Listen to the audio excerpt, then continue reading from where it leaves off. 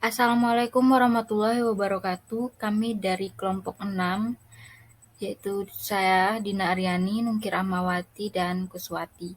Di sini kami akan menjelaskan ringkasan jurnal, yaitu yang bertemakan deteksi pemalsuan susu.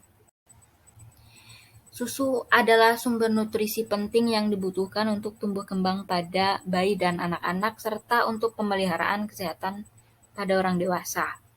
Susu merupakan satu-satunya makanan alami bagi manusia karena sumber protein, lemak, karbohidrat, vitamin, dan mineral berkualitas baik. Susu ini termasuk bahan pangan yang mudah rusak dan cenderung rusak selama musim panas. Oleh sebab itu, agar susu tetap segar, beberapa kegiatan yang tidak etis dilakukan untuk mencegah kerugian finansial akibat kerusakan susu selama transportasi dan penjualannya.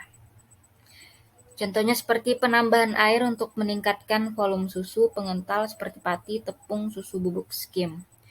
Pemalsuan susu ini dilarang karena dapat mengakibatkan sakit. Karbonat dalam susu menghasilkan masalah pencernaan seperti tukak lambung dan diare. Nah, susu dan produk susu ini termasuk bagian penting untuk tubuh dan banyak yang mengkonsumsinya. Jadi penting memastikan keamanannya untuk melindungi kesehatan masyarakat, baik di negara berkembang maupun negara maju. Tujuan dari penelitian ini yaitu yang pertama, mengidentifikasi pemalsuan susu dari beberapa sampel yang berbeda serta untuk mengetahui zat apa saja yang terkandung di dalam pemalsuan susu. Yang kedua, mengevaluasi kelayakan penerapan MIR mikrospektroskopi untuk mendeteksi dan mengukur pemalsuan susu. Sampel yang digunakan yaitu sampel susu dengan merek yang sama dibeli di supermarket lokal selama periode 3 bulan. Sampel yang sudah dibeli disimpan di dalam freezer pada suhu 15 derajat Celcius. Sebelum dianalisis, dilakukan prosedur ekstraksi lemak untuk menghilangkan gangguan matriks. Jumlah susu dan klorofrom yang digunakan sama, lalu ditempatkan pada tabung sentrifugasi berbentuk kerucut polipropilen 15 ml. Selanjutnya di-vortex dan disentrifugasi dengan kecepatan 13.000 rpm selama 8 menit. Supernatan yang dihasilkan ditempatkan pada slide mikrorari 129 dan kemudian dikeringkan dengan udara dan spektrum. Metode penelitian untuk mengetahui pemalsuan susu yang pertama yaitu dilakukan pengambilan sampel dan persiapan sampel. Sampel susu diambil dengan merek yang sama dari sebuah supermarket lokal di Columbus selama periode 3 bulan. Sampel ini disimpan dalam freezer pada suhu 15 derajat Celcius. Sebelum dianalisis, dilakukan prosedur ekstraksi lemak untuk menghilangkan gangguan metrik dengan penambahan klorofom dengan perbandingan yang sama. Dari hasil ekstraksi ini kemudian ditempatkan pada sebuah sentrifugasi berbentuk kerucut dengan penambahan polipropilen 15 ml. Selanjutnya dilakukan vortex dan sentrifugasi dengan kecepatan 13.000 rpm selama 18 menit. Supernatan yang dihasilkan ditempatkan pada slide mikroarray 192 sumur, kemudian dikeringkan dengan udara dan spektrum. Dari sampel yang didapat dilakukan pengukuran mikrospektroskopi MIR dilakukan dengan mikroskop VTIR. Spektrometer dikontrol menggunakan perangkat lunak kontrol WinIR Pro. Dari hasil spektrum ini dikumpulkan dari 4.000 hingga 700 cm pangkat min 1 dengan resolusi 4 cm pangkat min 1 dengan penambahan 128 scan untuk meningkatkan rasio signal to noise. Metode ini dilakukan pengulangan sebanyak 3 kali. Dari spektrum yang dihasilkan dilakukan analisis menggunakan perangkat lunak viroid. Spektrum dinormalisasi turunan kedua, kemudian turunan keduanya dihitung dengan jendela 25 titik. Kemudian data dipusatkan pada rata-ratanya.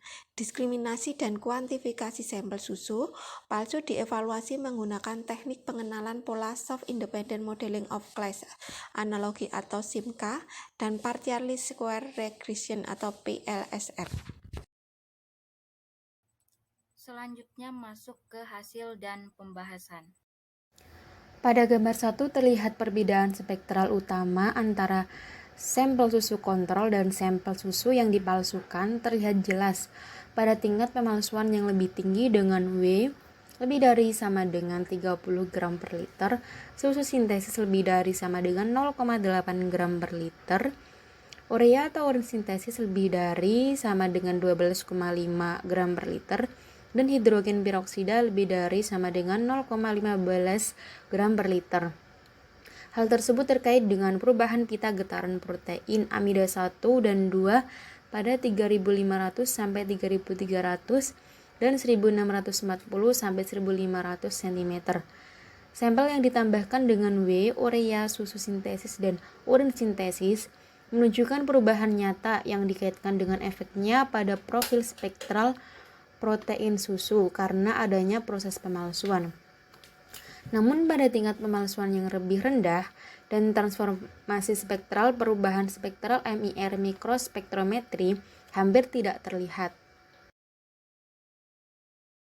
Pada gambar 2 terlihat pengujian menggunakan spektrum kontrol MIR mikrospektroskopi pada sampel susu kontrol dan sampel susu yang dipalsukan. Dihasilkan kelompok yang rapat dan kelompok yang terpisah dengan baik. Hal tersebut menunjukkan perbedaan dalam penggunaan jenis zat pemalsuan susu. Daya pembeda SIMCA menunjukkan bahwa perbedaan spektral utama antara kontrol dan susu palsu di 1700 sampai 1500 cm wilayah spektral. Wilayah spektral yang paling sensitif terhadap komponen struktur sekunder protein adalah pita amida 1, yaitu wilayah dengan kisaran 1700 sampai 1600 cm. Pada gambar 3 terlihat plot sebar PLSR menunjukkan hasil yang sesuai antara tingkat referensi dan nilai prediksi MIR untuk pemalsuan susu. Model yang digunakan menggunakan 6-7 faktor dan menjelaskan lebih dari 97% varians dalam kumpulan data multispektral mulai dari 0,90 hingga 0,98 yang menunjukkan ketahanan prediksi model kalibrasi. Nah, ini adalah lanjutan dari gambar 3 ya, di mana di situ tertera grafik dari synthetic milk, synthetic urine, dan urea. Kuantifikasi bahan pezina dalam susu. Sampel susu yang dipalsukan diuji dengan plot sebar PLSR menunjukkan tingkat pemalsuan dalam sampel, yaitu 2,33 untuk whey, 0,06 untuk susu sintesis, 0,41 untuk urin sintesis, 0,30 untuk urea, dan 0,014 gram per liter untuk hidrogen peroksida. Yang ditunjukkan pada tabel ini, model PLSR menunjukkan set dengan besaran yang mirip dengan kalibrasi SECV dan nilai korelasi yang tinggi lebih dari 0,90, menunjukkan kalibrasi yang memiliki kinerja analitis yang akurat dan andal. Dari hasil penelitian dengan mengeksplorasi penggunaan mikrospektroskopi MIR reflektansi total yang dikombinasikan dengan analisis untuk mengklasifikasikan dan mengukur pemalsuan susu sapi, maka didapatkan hasil yaitu dengan model klasifikasi SIMCA dapat membedakan sampel susu kontrol dari berbagai potensi pezina yang memungkinkan identifikasi penambahan susu dengan whey dengan hasil yaitu lebih dari 7,5 gram per liter, susu sintetis lebih dari 0,1 gram per liter, urea atau urea sintetis 0,78 gram per liter, dan hidrogen peroksida lebih dari 0,019 gram per liter.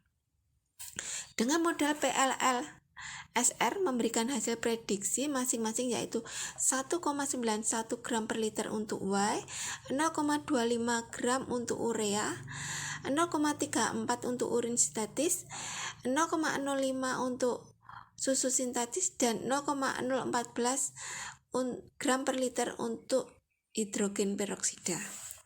Dari hasil penelitian ini menunjukkan bahwa mikrospektroskopi MIR dapat memberikan teknik yang sederhana, cepat, dan tidak merusak untuk mendeteksi dan menghitung pemalsuan susu. Nah, itu tadi adalah ringkasan jurnal yang dapat kami sampaikan. Terima kasih atas perhatiannya. Mohon maaf apabila ada kesalahan. Kami akhiri. Wassalamualaikum warahmatullahi wabarakatuh.